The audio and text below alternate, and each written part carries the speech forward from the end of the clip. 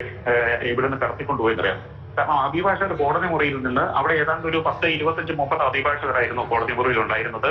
ഈ സമയത്ത് പൾസർ സുനിയെ ബലമായി പോലീസ് സംഘമെത്തി പിടിക്കുന്നതിനെ അഭിഭാഷകർ തടഞ്ഞു. കാരണം ഈ കോടതിയിൽ കീഴടങ്ങാനെത്തിയ പ്രതിയെ കൊണ്ടുപോകാൻ പാടില്ല എന്ന് പറഞ്ഞ ഒരു ഘട്ടത്തിൽ ഡോറ് അടയ്ക്കുക പോലും ചെയ്തു. പക്ഷെ അതിനെല്ലാം മറികടന്നുകൊണ്ട് ബലം പ്രയോഗിച്ചുകൊണ്ട് തന്നെ പൾസർ സുനിയെ ബലമായി പിടിച്ചുകൊണ്ട് വലിച്ചിഴച്ചുകൊണ്ടാണ് ഈ ജീപ്പിലേക്ക് കയറ്റിയത്. അതിന് തൊട്ടു പിന്നാലെ ആദ്യം പൾസർ സുനിയെ കയറ്റിയതിന് തൊട്ടു പിന്നാലെ വിജേഷും കോടതിയിൽ നിന്ന് ഇറങ്ങാനായി വിസമ്മതം പ്രകടിപ്പിച്ചു. വിജേഷിനെയും പോലീസ് ടീം വലിയ ബലപ്രയോഗം കൂടിയാണ് ജീപ്പിലേക്ക് വലിച്ചിഴച്ചു കയറ്റിക്കൊണ്ടുപോയത്. അതിനുശേഷം അഭിഭാഷകർ ശക്തമായ പ്രതിഷേധം രേഖപ്പെടുത്തി. കാരണം ഇങ്ങനെ കീഴടങ്ങിയ പ്രതിയെ കൊണ്ടുപോകാൻ പാടില്ല എന്നുള്ള ഇതിന്റെ. പക്ഷേ പോലീസ് അതൊന്നും കണക്കുകൂടാതെ ജീപ്പുമായി ആലുവയിലേക്ക് തിരിച്ചിരിക്കുകയാണ്.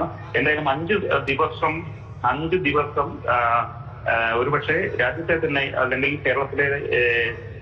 കേരള മനസ്സുകളെ തന്നെ മുൾമുനയിൽ നിർത്തിയ സുപ്രധാനമായ കേസിലെ, അതും വളരെ പൈശാചികമായ കുറ്റം ചെയ്ത കേസിലെ 2 സുപ്രധാനമായ കേസിലെ പ്രതികളെ പിടികൂടിയ അപൂർവമായ ദൃശ്യങ്ങളാണ് മാതൃഭൂമി ന്യൂസ് പ്രേക്ഷകരിൽ എത്തിയിരിക്കുന്നത്.